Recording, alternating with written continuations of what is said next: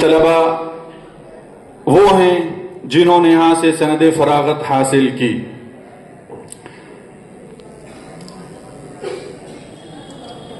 ان تمام اعتبارات سے یقیناً بلا شبہ یہ مجلس بہت ہی مبارک اور مقدس مجلس ہے.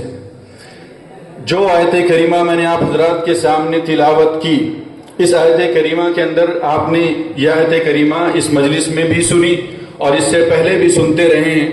لیکن اس میں بنیادی پیغام جو اللہ سبحانہ و تعالیٰ نے دیا ہے وہ 3 پیغام یا 3 باتیں اس آیت کریمہ کے اندر کہی گئیں. فَلَوْلَا نَفَرَ مِن كُلِّ فِرْقَةٍ مِّنْهُمْ طَائِفَةٌ. پہلی بات اللہ سبحانہ و تعالیٰ نے یہ فرمائی کہ ایک جماعت اور ایک گروہ ایسا ہونا چاہیے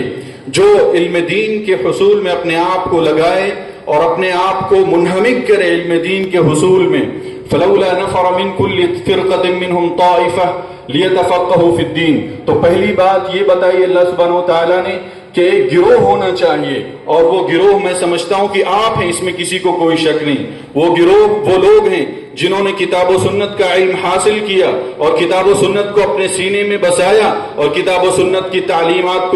کو عام کرنے کی ٹھان لی. یہ وہ گروہ ہیں، اور وہ گروہ آپ ہیں. وہ گروہ علماء کا گروہ ہے، وہ طلباء کا گروہ ہے، وہ دین اور شریعت سے منسلک تمام افراد کا گروہ ہے جو لوگ دین کی اشاعت کا کسی بھی طرح سے کام کر رہے ہیں. اور دوسری بات اللہ سبحانہ و تعالیٰ نے فرمائی لِيَتَفَقَّهُوا فِي الدِّينِ. اس گروہ کی بنیادی ذمہ داری کیا ہے؟ اس گروہ کی بنیادی ذمہ داری یہ ہے کہ اپنے اندر علمی گہرائی پیدا کریں، علمی رسوخ پیدا کریں، بصیرت پیدا کریں، فقہ پیدا کریں، کتاب و سنت کے مختلف علوم کے اندر گہرائی اور مہارت پیدا کریں. یہ قرآن کریم نے اس گروہ کی بنیادی خصوصیت اور اس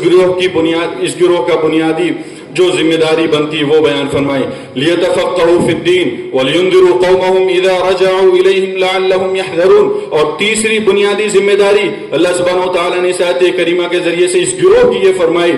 کہ اس گروہ کی ذمہ داری یہ ہے کہ علم دین کے حصول کے بعد، علم دین کے اندر گہرائی اور بصیرت پیدا کرنے کے بعد اپنی قوم کی طرف لوٹ جائیں، اپنے وطن کی طرف لوٹ جائیں، اپنے شہر اور اپنے ملک کی طرف لوٹ جائیں. اور ان کی بنیادی ذمہ داری کیا ہو؟ لوگوں کو سیدھی راہ بتائیں. لعلہم یرجعون. لوگ ہو سکتا ہے آئیں بھی اور لوگ ہو سکتا ہے نہ بھی آئیں، لیکن یہ آپ کی بنیادی طور پہ ذمہ داری ہے کہ جب آپ اپنے وطن جائیں، اپنے شہر جائیں، اپنے علاقے میں جائیں، اپنے خطے میں جائیں، تو آپ کی بنیادی ذمہ داری ہے کہ آپ امر بالمعروف کا فریضہ انجام دیں، دعوت کا مشن لے کر کے اٹھیں. وہ مشن جو انبیاء علیہ السلام کا مشن تھا، اس مشن کے ساتھ اٹھیں اور دنیا کو بدلنے کا حوصلہ پیدا کریں، دنیا کے اندر تبدیلی کی جستجو پیدا کریں اور ایک ایسا شوق پیدا کریں کہ آپ کو دین کے راستے میں چلنا ہے، دین کے راستے پر مر مٹنا ہے، دین کے لیے اپنے آپ میں کچھ کرنے کا جذبہ پیدا کرنا ہے. اس حوصلے کے ساتھ آپ نکلیں. تو یہ 3 بنیادی طور پہ آپ کے اوپر یا ہمارے اوپر ذمہ داریاں اللہ سبحانہ و تعالیٰ نے بیان فرمائی اس آیت کریمہ کے اندر. ابھی عزیزان گرامی جو آپ کے اوپر دستار فضیلت رکھی گئی ہے، یہ دستار فضیلت محض کپڑوں کا ایک مجموعہ نہیں ہے یا ایک کپڑے کا ایک ٹکڑا نہیں ہے، بلکہ یہ دستار فضیلت ایک ذمہ داری ہے، ایک ذمہ داری کا احساس ہے، ایک ذمہ داری، ایسی ذمہ داری جو کہ آپ کے قدموں پر آن پڑی ہے. یہ محض یہ فارمیلٹی نہیں ہے، بلکہ یہ ایک ایسی ذمہ داری ہے کہ جو آپ کے اوپر ادا کرنا ہے. یہ امانت ہے، یہ ایک عہد ہے، یہ ایک وعدہ ہے جو آپ اللہ سبحانہ و تعالیٰ سے کر رہے ہیں. یہ ایک وعدہ ہے جو آپ اللہ کے رسول صلی اللہ علیہ وسلم کی احادیث کے تئیں کر رہے ہیں اور علماء کے تئیں کر رہے ہیں، مدارس کے تئیں کر رہے ہیں. ذمہ داران کے حوالے سے یہ وعدہ آپ کر رہے ہیں کہ ہم اس ذمہ داری کو اٹھائیں گے اور اس طرح سے اٹھائیں گے کہ اس ذمہ داری کے راستے میں جو بھی بنیادی چیزیں آ رہی اس کو ہم بردیں گے، اسلام کے احکام کو دنیا میں پھیلائیں گے، اسلامی شریعت کے پیغام کو لوگوں تک پہنچائیں گے. یہ ذمہ داری آپ کی ہے اور اسلام پر لگائے جانے والے داغ اور دھبے ان کو مٹائیں گے انشاءاللہ. اور جس طرح سے آج کے حالات بن رہے ہیں، الحاد اور لادینیت کا جو ماحول بن رہا ہے اور جس طرح سے خلفشار اور انتشار کی فضا قائم ہے، عقائد کے اندر انحرافات پائے جا رہے ہیں اور منہج کے بگاڑ کی طرف لوگ چل پڑے،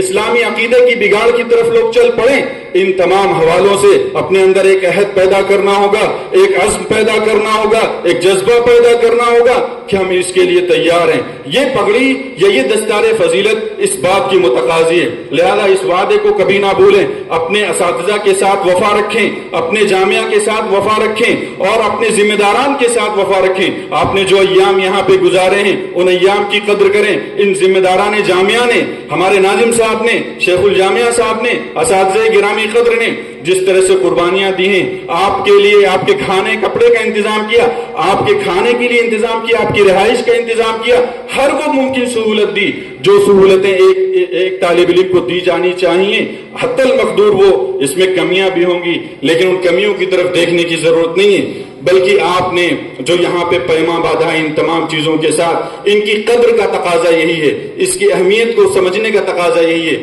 کہ آپ اس بات کو یاد رکھیں اور ان تمام چیزوں کی قدر کریں۔ میرے عزیزو،